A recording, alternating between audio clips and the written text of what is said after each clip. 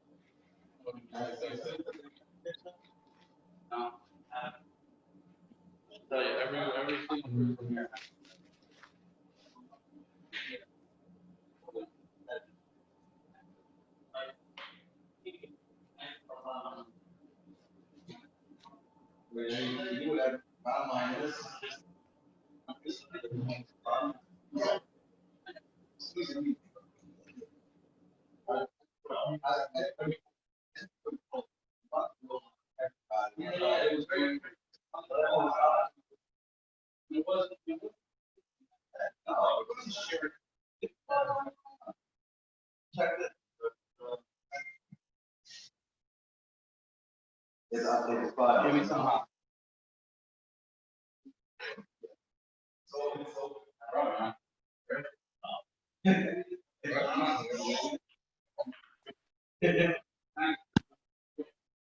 Shalom, gentlemen. Oh, Schnee, just the guy I was waiting for. John, Schnee, John.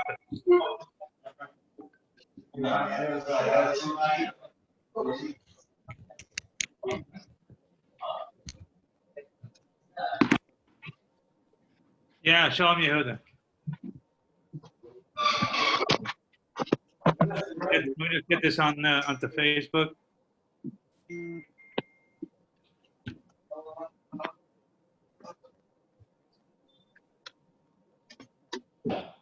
Yeah.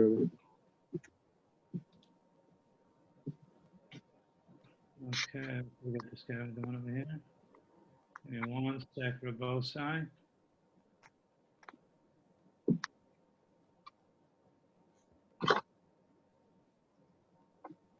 This pops up. Give me 1 sec. Ugh.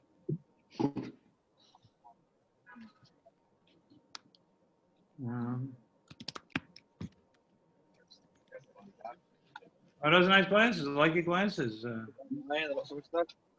Never came out of the house. First time. Be careful. Think of inside of the lie.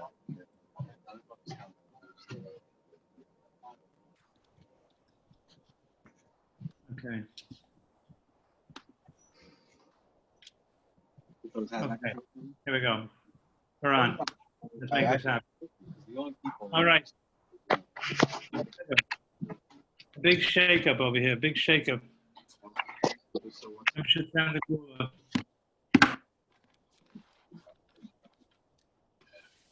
Should sound the cooler. What they say, it's a share golas, you know? Share golas. Yeah, thank you, Joey. I think I got it. Yeah, give me 1 second. I just got to send something a little bit pressing.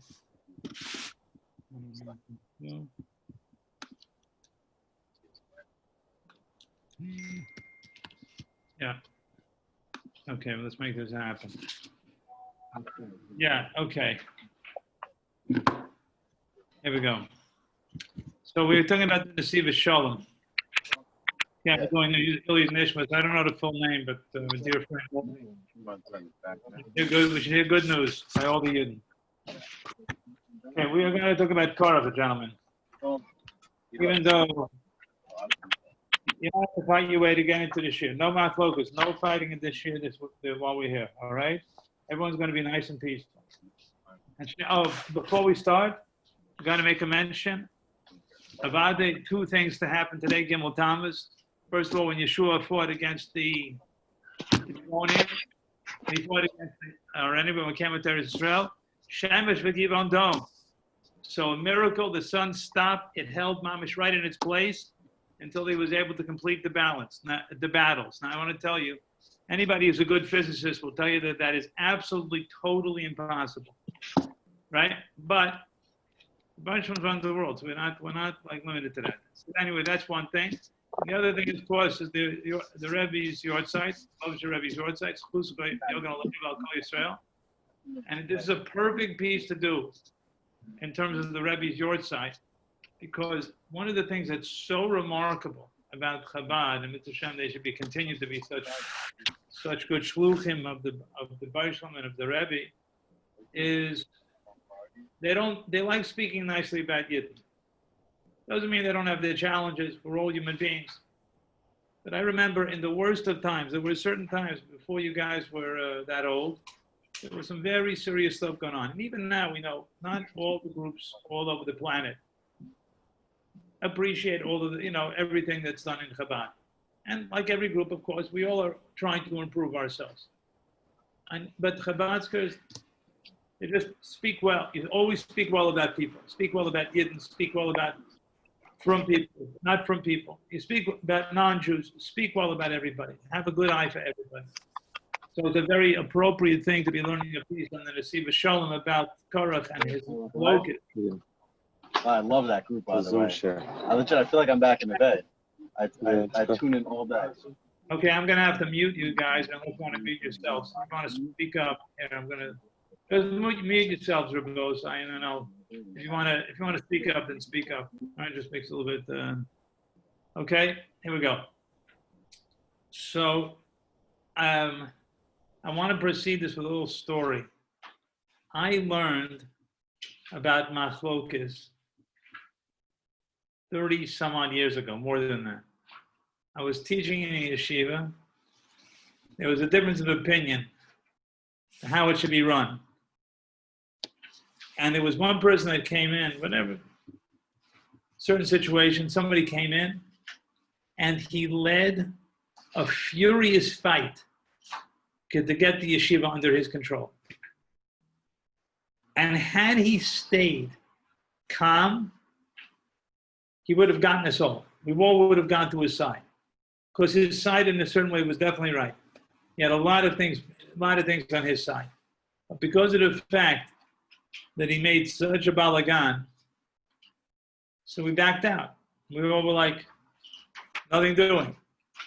We can't go this way. So sometimes a person can have something great to say, but if they say it in a certain way, or they've got to be right, and they're going to show the other person that they're wrong, they lose everything. I saw it. It was one of the most incredible lessons. What have we got over here? Hold on a second. Yoda, who's over there? Who's back in? We're getting a guest appearance. I can't see. I can't see Yoda. I get it. Hi, Shalom Chaimo, how are you? Good, bro. Nice to Good. see you. Good to see you. We should hear good news. You guys, we should hear good news in Lakewood. Amen. And you guys should make a lot of money. Thank you, Rabbi, as well. And use it well. Amen. As a friend of mine, I had a friend of mine. I'll tell you a quick story before we go on. I had a friend of mine who was a lawyer. I told this story the other day. A friend of mine was a lawyer in New York. This story goes back 35 years ago, whatever. At that time, he was making $350 an hour. That's like $2,000 an hour. That crazy man. So I asked him. I said, what's the shot with that? He says, if I'm going to work, I'm going to make a lot of money. He says, what's the point of working? You're not making a lot of money. So I always thought that was a great idea. If you're going to work, make a lot of money. Of course, you got to be straight. You got to be like whatever. I know you guys are for sure you like mamish pound to tzedakah. But Hashem, you should have a lot of problems. Okay, good. Now, get back to work, please. You can stick around if you want for a few minutes. Rabbi Charlop, what about me? Why just Lakewood? What about me? You should make mamish a lot, but you should for brain. Mamish should be like. Yeah. Listen, Parnas is all about shlichus. Parnas is all shlichus. You're not making money. You guys, I hope you know that, right? You're not out there to make money. You're out there on shlichus. That's why what you call it. Shneir, I didn't say anything to you because you already know that. You're not there to make money. A Rebbe of mine once told me, a big person, he had millions, he supported yeshivas and kollelin. It was he had tons of money. And he says, I'm not here to make money. The Hashem gives the money, he takes the money. I'm here to be on a shliach, to make Kiddush Hashem, to show people that Yidden are ehrlich, that Yidden have good midas, and Yidden love everybody, and Yidden have derech eretz. That's what we're doing. That's what we're doing over here. The money's the second thing. Like that's what we're not here for money. What is this? Mamish, we're pounding today. We got like some heavy duty all-star guys over here. David, Mamish, I have to apologize. I pounded you the other day. I was like, Mamish, like not nice. I hope you forgive me. I hope we're still friends. Absolutely, Rabbi. Yeah, I was like, wow, like you have to like stop, like you have to leave your nose alone. I was like really like not nice. Love you, David. Okay, let's go. Rabo's side. Okay, let's go. We've got Sochi at West Coast. We're making it happen. Here we go. Now, by Korach, the question is, among others, the piece I sent out was, how could it be that what Korach did was so terrible that the ground opened up, he fell in, dozen of Avirams fell in, their families fell in, all of their money fell in. And I want to tell you, one of the scariest psukim that I know in Chumash, Shneir, one of the scariest psukim I know in Chumash, by the way, you should make a lot of money too, Shneir. One of the scariest psukim I know in Chumash, Moshe Rabbeinu goes to Korach and he tells everybody to stay away. And he says a line that shakes me every time I hear it. He tells me, quote, I have the Nesivos Shalom. I'm not going to learn that first paragraph for the guys who have it in front of them. He tells them, Suru na me'al olei ha'anoshim ha'rishoyim ha'elu. Get away from the tents of these rishoyim. Va'al tuigel b'chol asher lahem. Don't touch anything. Pen to savu b'chol chatasam. Maybe you'll get sucked up. You'll get included in all the chatoim. Now, could you imagine? You're fighting against Moshe Rabbeinu.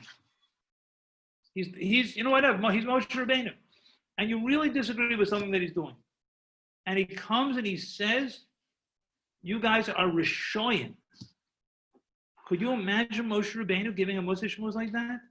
He comes to these people and he calls them Rishoyim. Whenever I get to this pasuk, I think, how did they not do tshuva on the spot? How is that possible? Right? Whoever it is today, you go into Reb Chaim, right? And Reb Chaim just says, he tells a person, he tells him, what are you doing here? You're a Russian. So firstly, it might be defensive, but he'd be like, whoa. Reb Chaim's calling a person a Russian. So it's very, very scary. So the question is, what was the big thing? Now, the foundation of this piece is like the Nesivos Shalom and in general, but in particular in the Midbar. When we think about Yiddishkeit, so if you're listening, you don't have to show your picture, but just make sure you're listening. So when okay, good, right. All right, Yaakov's giving me a shout out without unmute.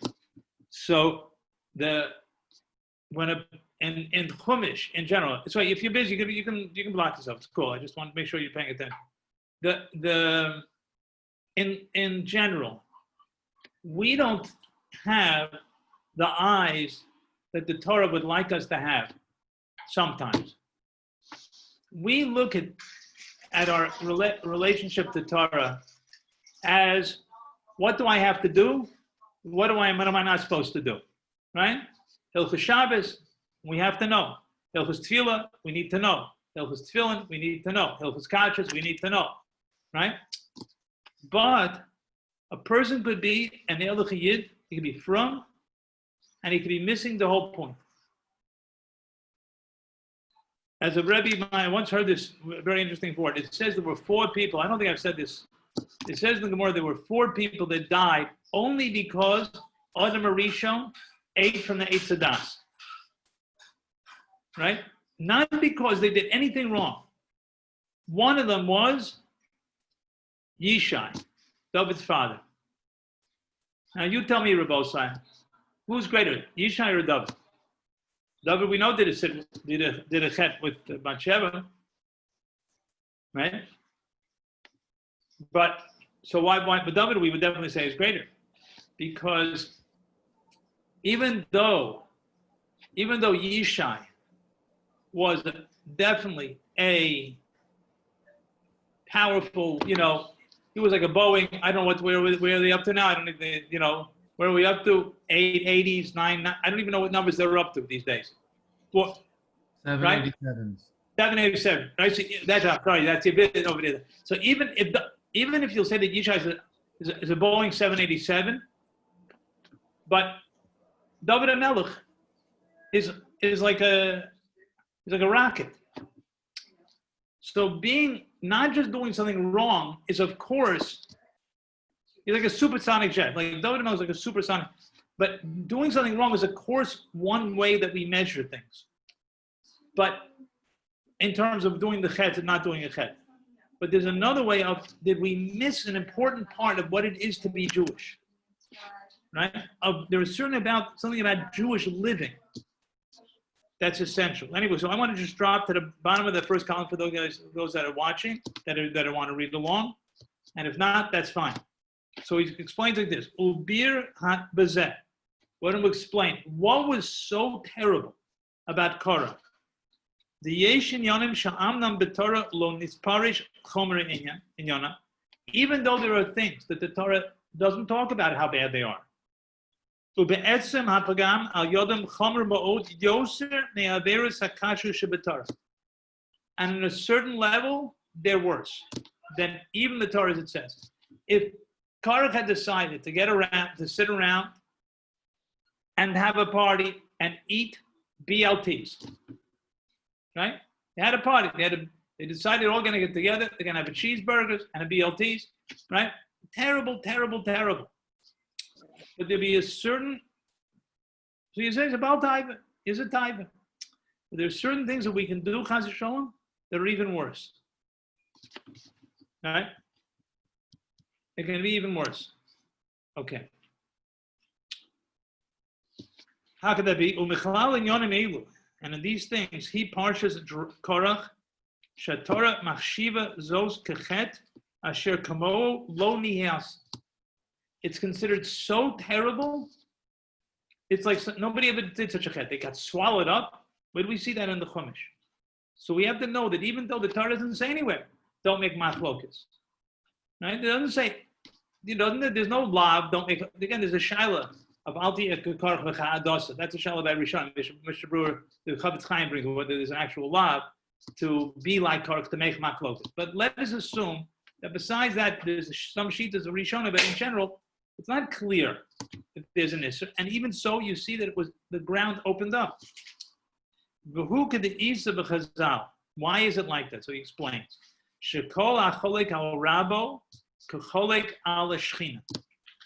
Anybody who argues with his Rebbe is like arguing with the Shechina. We're going to explain what does this mean. And anybody who has tinus, he has second thoughts, he speaks badly on his Rebbe, so he's talking about the Shechina. What does it mean? What does it mean? It says the Nesivos Shalom. I'm sorry, one more thing. Anybody who thinks, has second thoughts about his Rebbe, he's selfish, he's doing it for this reason, that reason, etc. So then it's kamahar al shechina. It's like he's having second thoughts on the shechina. It's a pella. Divrei Chazal. Eluamishavim cholek al rabba kecholek al shechina. How could it be you have a rav, you have a rabbi, a very big tzaddik, but he's like arguing with God? The Shekhinah means Hashem's presence in this world. How could that be? Now, honestly, Shneir would always, I can hear Shneir like saying, what do you mean? Right? I could hear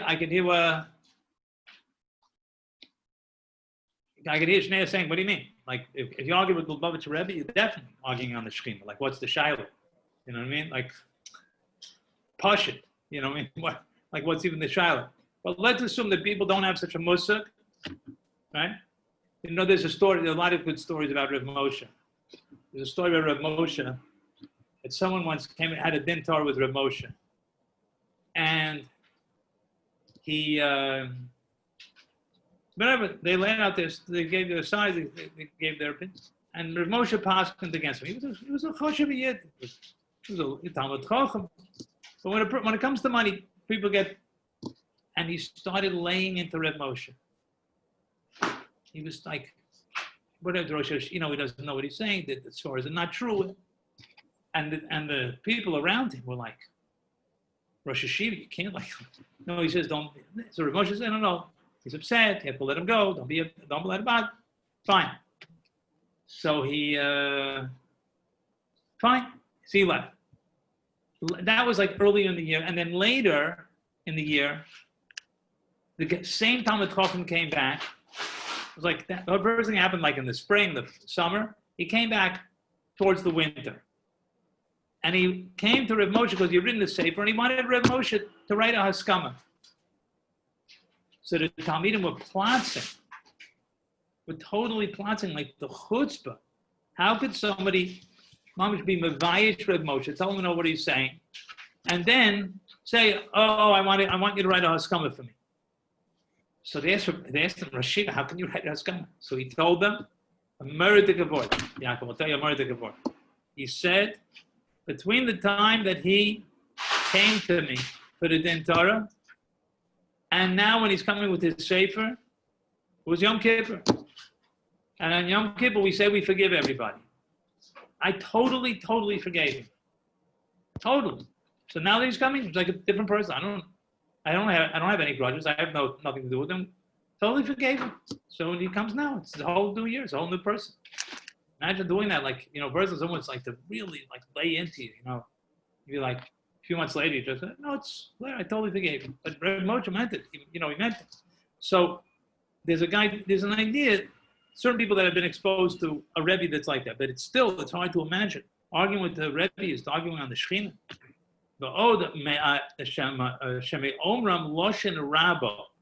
It says his Rebbe. Kol Rabba Mamashma. Even if it says any Rebbe, believe Kesher L'Gedulasa. Even if he's not so great. A regular Rebbe, he's a good Rebbe, he's a nice person. But how do you make him after the Shechina? Someone argues on the Shechina. He says he brings a Gemara in Kesuvos. Al Pasuk Ubo Sidba. All right? And this is a different take on Yiddishkeit. Oh, it's nice, I'm like half and half, but a lot of the good lavish Jews out there, they don't learn this. This is not part of their bread and butter, but it's essential to understand. They don't argue on it, but it's not talked about again and again and again. So the Pasuk says you should cling to Hashem. So the Gemara asks famously, can a person cling to the Shechina? He's like a fire. Stay close to Talmidei Chachamim. Cling to them. If you stay close to a Talmid Chacham, it's like being close to the Shechina. The Hine, excuse me, as it's known from real tzaddikim, mitzvahs ubo sidbak, hitaklas kol haTorah v'tarig mitzvahs. The purpose of, you want to ask a person, we can ask ourselves, what's the purpose of Torah? You guys ever ask yourself that question? What's the purpose of Torah? And I want to tell you a story. I'm going to tell you a good Crown Heights story. I like telling Crown Heights story because I love going to Crown Heights, even though it's been a little while. I have friends over there. The name is Kamen. Shneir knows, I think, one of the sons. You know Yossi, right? So he has the journal. Yeah, he does the hair. Yeah. Yeah. So when Yossi was about 14 years old, I came from the yeshiva and I was spent Shabbos there. But this goes back. I don't know how old Yossi is now. He must be 20 years. It must be 20 years ago. This whole story. And I was talking to the Baal Boss, who's a wonderful, wonderful person, wonderful friend. And I said to him that, like in the yeshivas, they expect, I feel even in Neve, as warm as it is, the guys don't kind of learn, what's it all about? I don't know, you can tell me guys if you want, but what's the purpose of Yiddishkeit? Anyway, so I went in to speak to Avram Kamen, who's Yossi's father, and I said, guys don't necessarily learn what I think is olive based. So he said, no, but we learn about it, we talk about it. I said, really? I was like, so he said, yeah. So he asked Yossi, it's like Yossi's 14 years old. I think he was past his bar mitzvah already. He said, Yossi, what's the purpose of Torah? He says, the Hashem wants a dira b'tachtomin. He wants Hashem that his presence should be down in this world and we should be mekadesh him. Now, there's a 14-year-old kid. I hit the floor.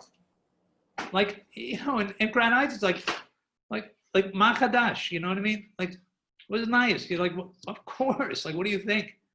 But by a lot of people, they weren't raised with that as the purpose is to be close to Hashem. That's what we're putting on tefillin for. We do it because the Hashem says to do it. But on a panemius level, we're doing it to be close to Hashem. We keep Shabbos to be close to Hashem. We keep kashrut to be close to Hashem. We wait sisters to be close to Hashem. We bench to be close to Hashem. We say brachos to be close to Hashem. It's all both sidba. That's what we're doing. That's the purpose of what we're doing. So even on one hand, it's so simple. On the other hand, I think it doesn't get the time that it deserves. If you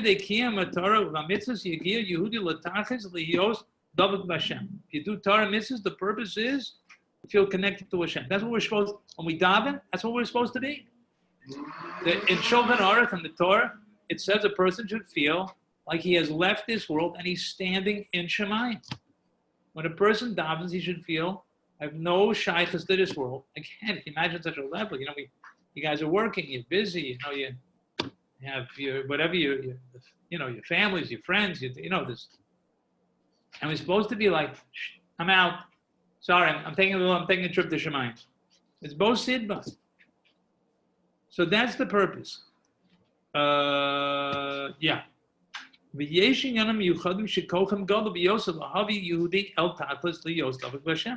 are certain things which are particularly powerful to bring us close to Hashem. And therefore they're extremely important.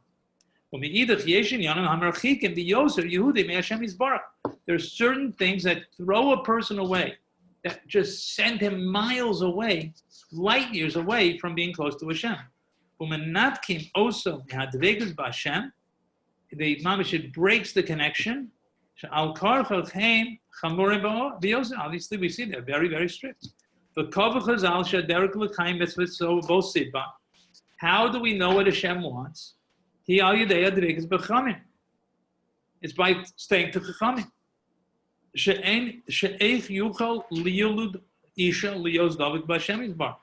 How can someone who's born to be, how is he supposed to be close to Hashem? Below Eishoklahu, what do? Rak kasher Yehudi mistabik l'rabo mevatel atzma yelov legamri. If he's by his Rebbe, whatever the Rebbe says, ayudekein hu zocha leizer Hashem liyozdavik bo isbar. So Bible says, you want to be close to your Rebbe, you can be close to me, because you're being mevatel yourself. You're giving up that which is important to you in order to be close to me. Because if he's clinging to a Talmud Chochem, it was like a living Sefer Torah that brings him to the Shekhinah.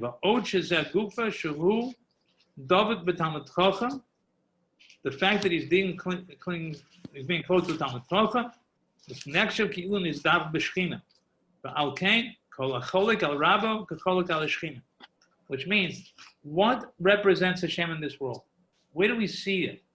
Where do we know? We want to know, what does Hashem want? One of the things that's so fascinating, if you think about the amount of people that walk through the world fairly convinced that they know what Hashem wants, right? There are billions of people walking the planet that have very contradictory ideas about what does Hashem want. Now, in general, you could say there's a lot that does connect it. We don't necessarily have to. We don't have to, draw on the negativity and draw on the differences. But there are a lot of people that have a very substantially different idea of what it is that Hashem wants from us. So it's very easy for a person to fool themselves. It's one of the great challenges in our world is to be trying to figure out, what does Hashem want? And know that a lot of people can be self-deceiving. A lot of people, Hashem, not intentionally, but they're like, oh, this is sure what Hashem wants. How do we know? We need a Torah. Because one of the things, the way Hashem made this world is, he made it closed. We don't know. We're not talking to Hashem. So therefore, in our minds, we're very convinced that we know what Hashem wants. So therefore, we need to go to someone that's going to give us an idea. What does Hashem want? That's why we have to be close to Talmid Chacham. If he thinks badly about his Rebbe,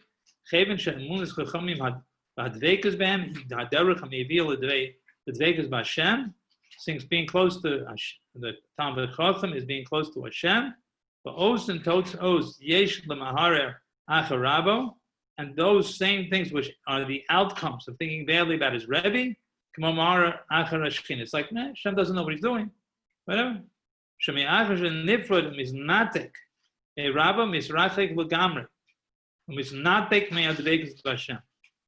Once he separates himself from Talmud Chacham, from his Rebbe, he's separated from himself from Hashem. It's not only that, it gets a little bit more intense.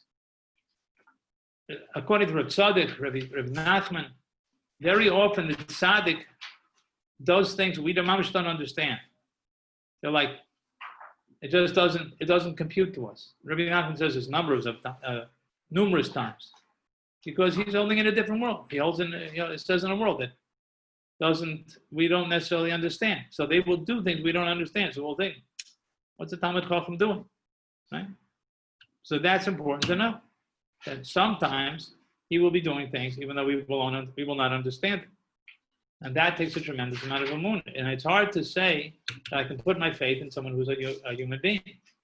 Very hard to say that I can give myself over. And even today, I think probably each one of us would have our challenges in terms of dealing with Talmid Chachamim.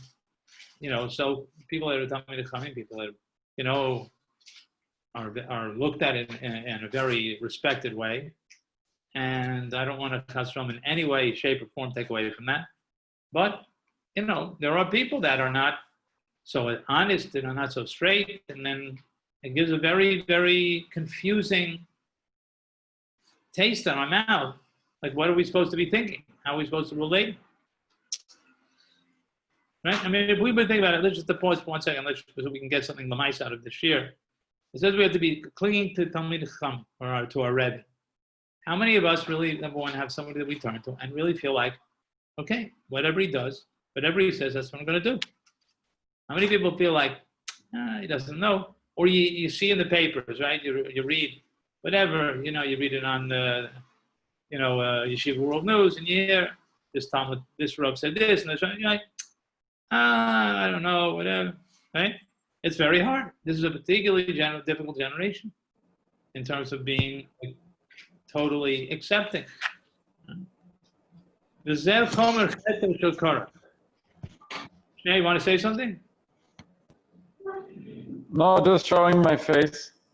A pleasure, always, anytime. This is the sin of Korah.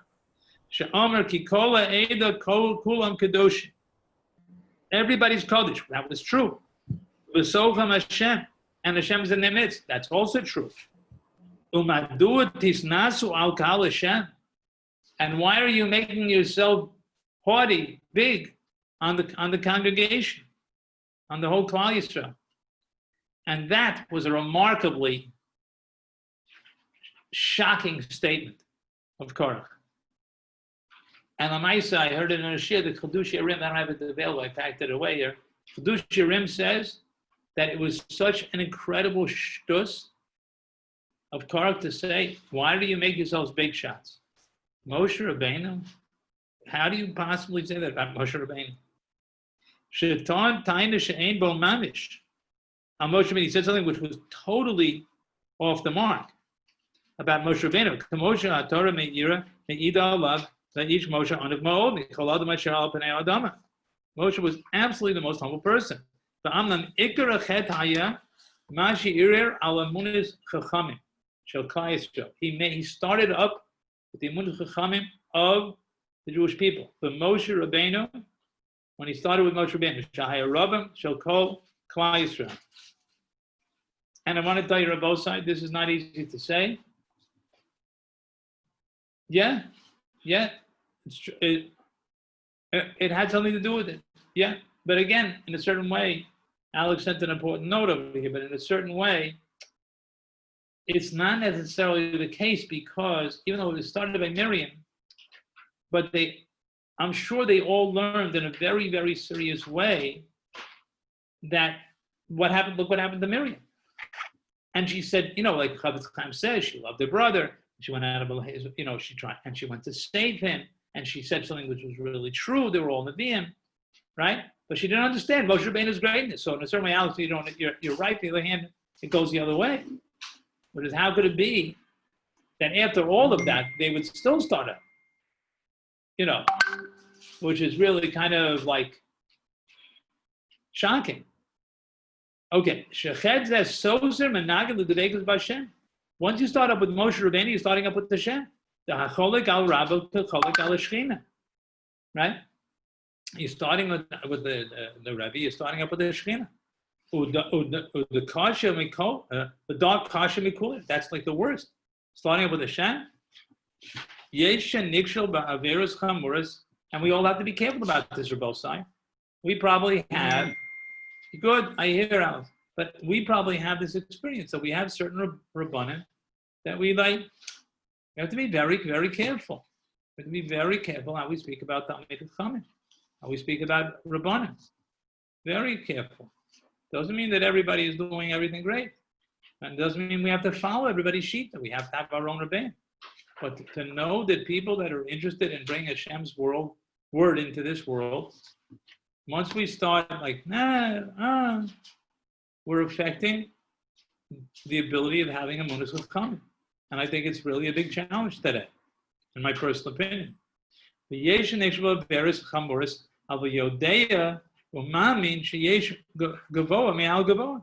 people that do very serious things, but they know there's somebody above. They're not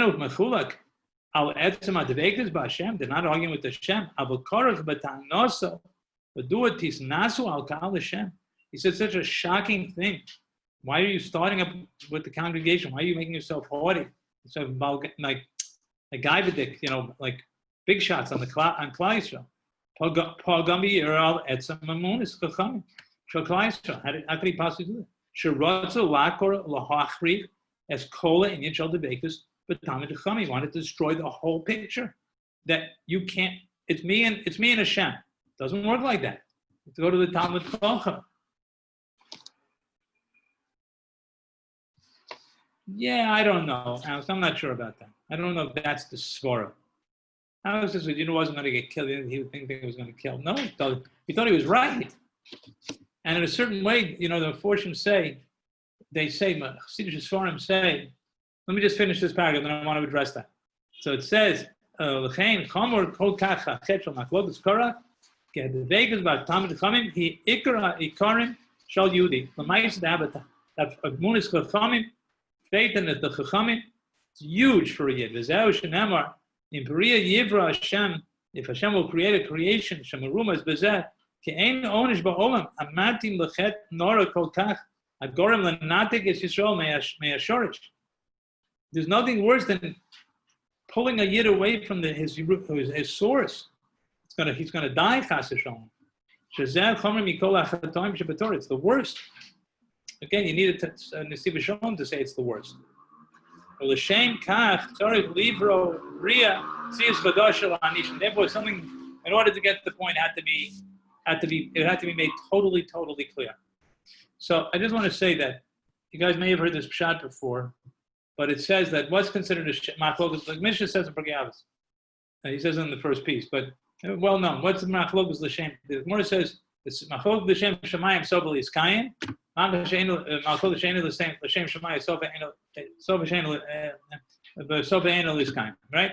Person does for the sake of heaven. He wants Hashem's greatness to come out, and he has somebody he's arguing with. But if they all mean for Hashem's goodness, Hashem's greatness, it will last. Right? Both sides will be heard. They'll each have an expression. They'll each find their own way of how their truth is brought out in this world. But a person doesn't want that, and that the Gemara says it's Hillel and Shammai. However, the Gemara says who the person not l'shem Shammai. The Gemara says Karach va'adasa.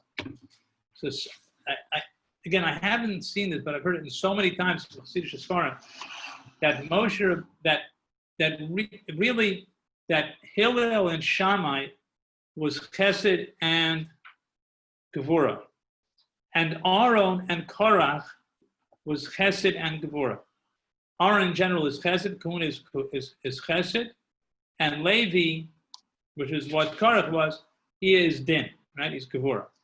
And in the same way that Hillel and Shammai, being L'Shem Shemayim, they did for the higher purpose, then it lasted. So had Korach done his argument, L'Shem Shemayim, for the purpose of Hashem's greatness, it would have lasted too. But it was that to the Mishnah parallel. The Mishnah's parallel. Din and Chesed, Chesed and Din, Chesed and Din, Hillel Shammai, Aaron and Korach. But since Korach didn't do that, so right now there's a very important shot that they say in that Mishnah. You go down to today. Who's right? How do you know? So the Meforshim say a very simple shot, but it's very important to use it. It says who's considered l'shem, what's considered not l'shem shemayim, not for the purpose of heaven. Karach v'adasa. So the Malbim says, a few different Meforshim say, how do you know that they're not really being straight and honest? Is because Korach and all the people in his group all fought with each other. But if within the same group there's no unity, it's not l'shem shemayim, right?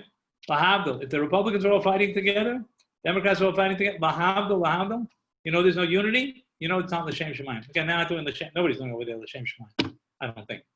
But that's the idea that a person has to do. So again, the ideas in theory, our shittas, our opinions, our different approaches are all valid if we listen and we stay open to the other person's opinion also. And even when we're fighting it, when we're trying to bring out our quality, we have to know that it really can stay. So we've just got to make sure that we think that if we make our point, then it's going to last. No, it does the opposite.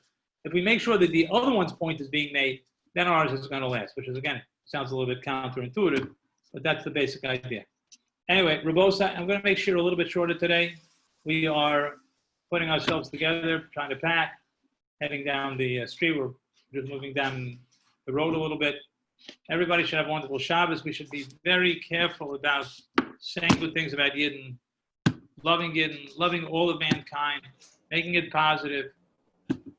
Mom is just encouraging, knowing, seeing how terrible Karas and Machlokas is, and knowing in our lives, all the people that we see, they fight, and what comes out of it, nothing good. So we stay away from it. We run, Mamish, run like it's the fire. And we should all do the Shem Shemayim. We should all have Hashem's greatness in mind, and everyone should have a good Shabbos and Mitzvah Shem. I'm not sure about Monday this year. I can't imagine what's going to happen. That's going to be like the middle of the whole thing.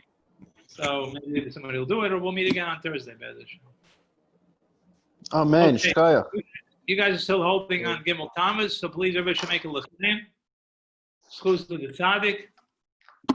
Schuz to Yogan Lane of Al Kol Yisrael. Shner, you'll have to drink one for me. It's already down by me. The next one for me because I have to. All right, Rabosai. Have a good Shabbos. Have a good Shabbos. Thank you very much. Okay.